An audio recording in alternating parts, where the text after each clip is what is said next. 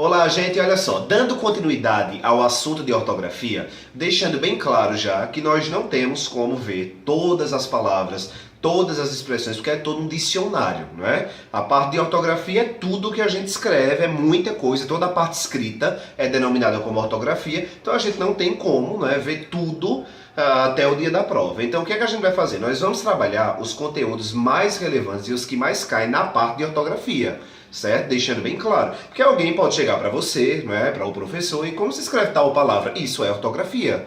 Não é? Só que a gente não tem como ver tudo. Eu espero que vocês entendam e reconheçam que a parte de ortografia realmente é gigante. Então nós estudamos, não é, o uso dos porquês.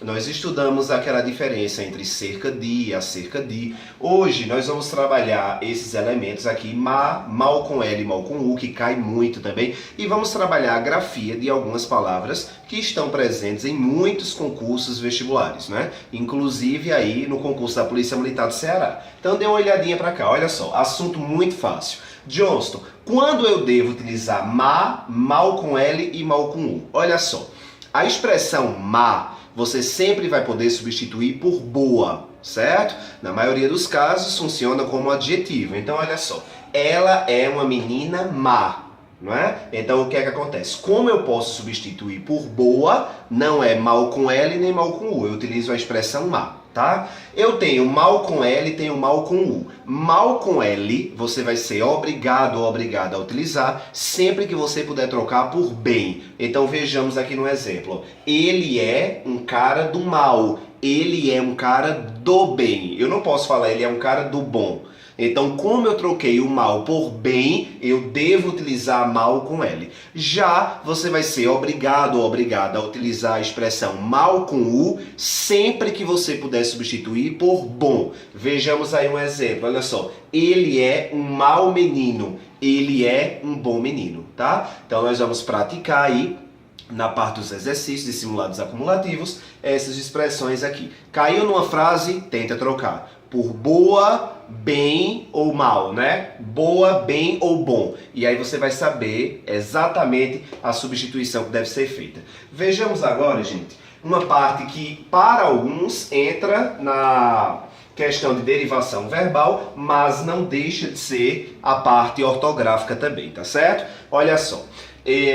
Várias dicas já foram postadas no Instagram. Eu até aconselho, né, vocês fazerem um certo resumo de todas as dicas que já foram postadas no Instagram, não é?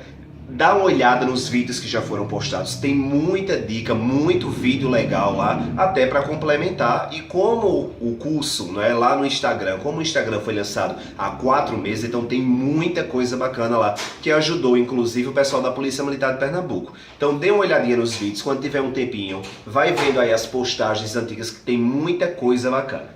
Olha só, gente, nós vamos estudar agora essas expressões aqui, ó. Entregue e entregado, tá? Não sei se vocês já estudaram lá, já deram uma olhadinha no vídeo lá postado no Instagram, mas entra também como assunto de ortografia, tá? Ligado à derivação verbal, quando ou não eu devo utilizar, ligado aos verbos, mas entra também na parte de ortografia. Então olha só, Johnston, entregue e entregada não é a mesma coisa não? Olha só, uma dica que eu até postei lá, a mesma frase eu vou utilizar, tinha assim, ó. A secretária deveria ter entregue os relatórios. Gente, se a gente for parar para pensar, se a gente for analisar essa frase isoladamente, ó, a secretária deveria ter entregue o relatório, ou os relatórios. A gente não vê tanto erro nessa frase, só que ao invés de entregado, teria que ficar, ao invés de entregue, teria que ficar entregado. Por quê? Olha só, eu vou utilizar entregue diante dos verbos ser e estar. Já eu serei obrigado a utilizar a expressão entregado diante dos verbos ter e haver.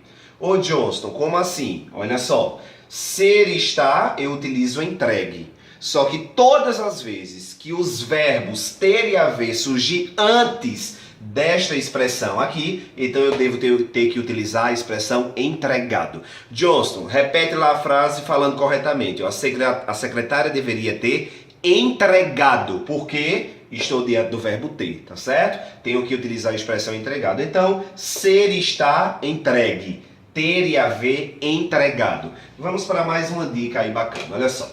Agora nós vamos utilizar, eu até postei esta semana, mas entra também na parte de ortografia e pode cair aí na tua prova. Então olha, dá uma olhadinha. Ó. Ô Johnson, quando eu devo utilizar impresso e imprimido?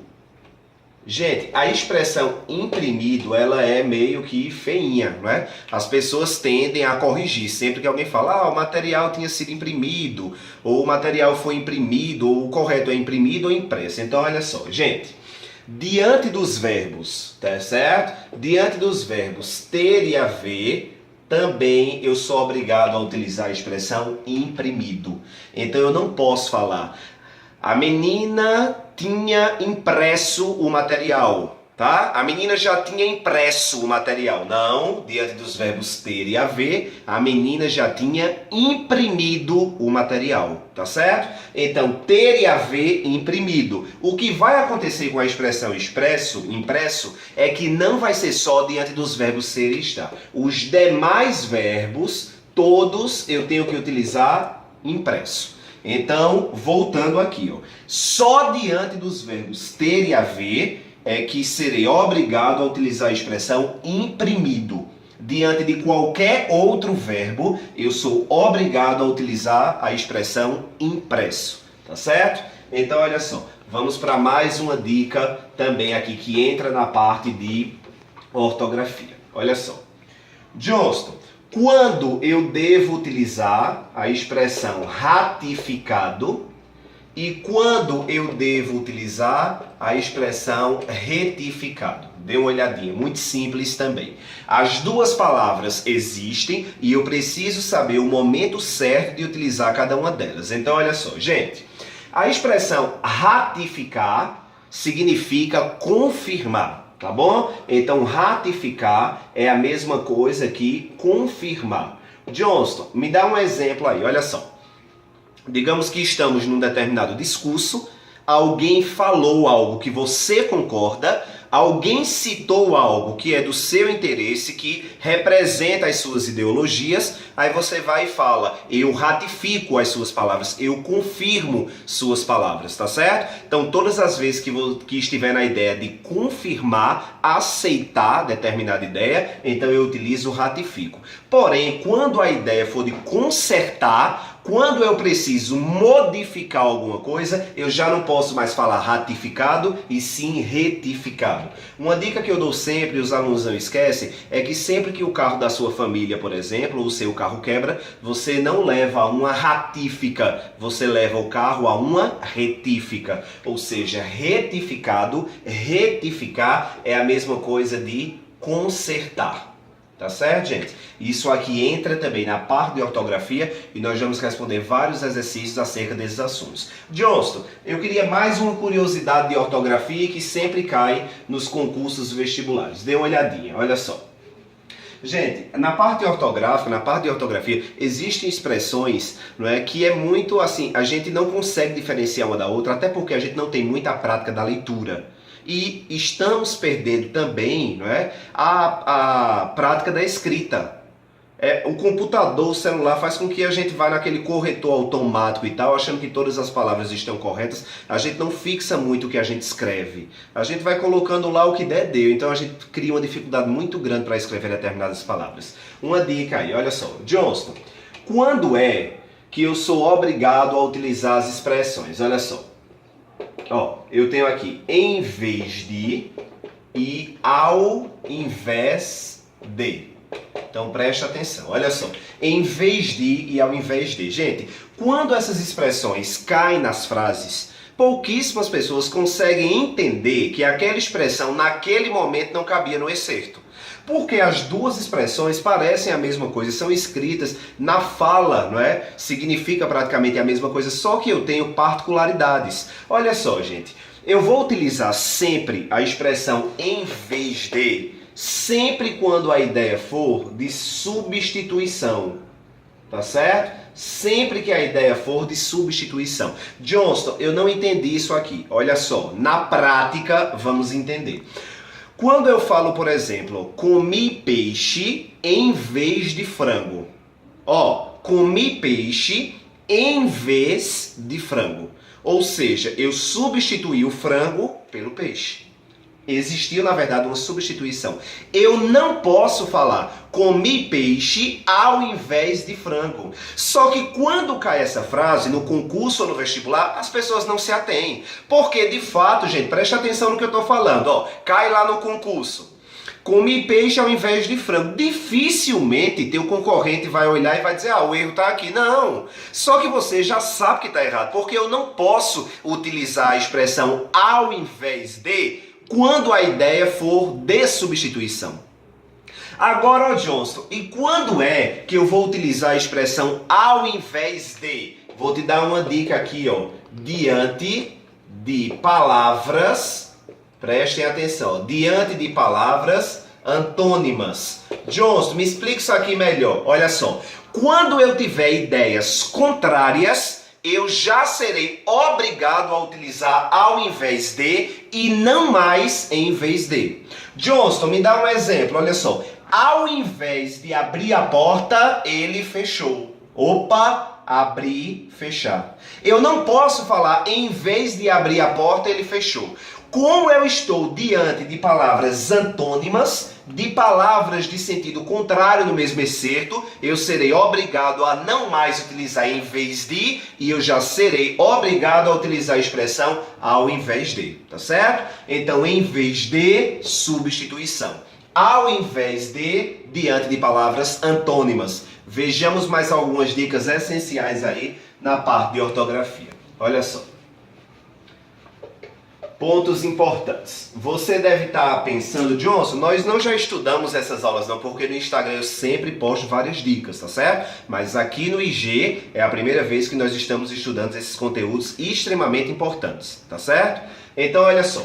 Ponto importante na parte de ortografia. Existem algumas palavras que os alunos confundem muito. E sempre cai pelo menos uma questãozinha lá ou duas falando da grafia de algumas palavras. Então, olha só. Dicas importantes e palavras que sempre caem nos vestibulares e concursos. Olha só. Gente, a palavra muçulmano. Olha só. Muçulmano. É dessa forma, tá certo? Ô Johnston, como cai nos concursos? Muitas vezes, ou os concursos excluem esse L, ou pega esse L e coloca depois do primeiro U, tá? Muçulmano, tá errado. O correto é muçu, certo? O L surge depois do C cedilha U. Então, muçulmano é uma palavra sempre cobrada que os alunos confundem muito. Uma dica aí importante também, olha só. Gente, a palavra mussarela, a gente sempre vê essa grafia com dois S e não é. Tá certo? A palavra mussarela é com C cedilha. Johnston, fica muito estranho, não é verdade? É, porém é o correto, tá certo? A palavra mussarela é uma palavra italiana escrita com dois Es. Todas as palavras italianas escritas com dois Es, quando o dicionário da língua portuguesa resolve adotar, esses dois Es são trocados por C cedilha. Isso aconteceu com roça, com palhaço, com praça, porém, mussarela todo mundo acha que é com dois S e não é, tá certo? Outra dica importante é o seguinte, ó, essa palavra aqui, ó, maisena, não é? O que é que acontece? Gente, maisena com Z é a marca. Então a gente agora vai esquecer isso aqui, porque a marca não cai no nosso concurso, e lembrar que a palavra maisena é com S. Tá certo? Dicas importantes aí, palavras que sempre caem. Vamos trabalhar mais algumas aí. Olha só. Johnston, outra dica importante. Fala aí. Olha só, essa palavrinha aqui, ó. Basculante.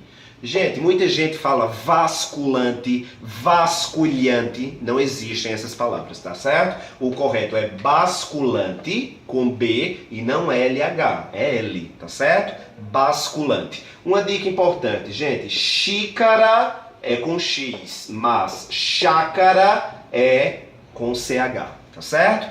Dicas aí importantes e palavras que sempre caem, mas que os alunos têm uma dificuldade gigante para gabaritar. Outra dica importante, olha só, muita gente fala coincidência. Gente, a palavra coincidência não existe, tá certo? O correto é falar, ó, coincidência. Tá? Uma vez eu estava conversando com um aluno e aí ela falou justamente essa palavra coincidência. Eu disse, coincidência não existe. Ela existe, claro que existe. Aí eu, coincidência isso vem de quê? Ela, de conhecimento. Aí eu até brinquei com ela. Eu disse, então, bebê, é o que falta em você. Porque coincidência não existe, nem surge de conhecimento, né? O correto é coincidência, não é? Vem de coincidir. Então a grafia é desta forma que deve ser escrita, tá? E falada também. Gente, abraço e até mais.